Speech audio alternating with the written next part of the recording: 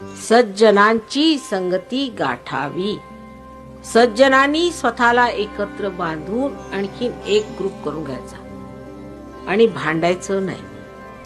तो ग्रुप एक करून ठेवला, मग हळूहळू तो ग्रुप वाढवत गेला पाहिजे. म्हणजे असं न्यूक्लियस बनतो, तो न्यूक्लियस असा वाढवत जायचा आणि मग सज्जनांनी जवळ येत जायचं. भांडकुदळपणा हे लक्षण भूतांचं आहे. क्रोध आदी ह्या गोष्टी सर्व भूतांच्या लक्षणाने.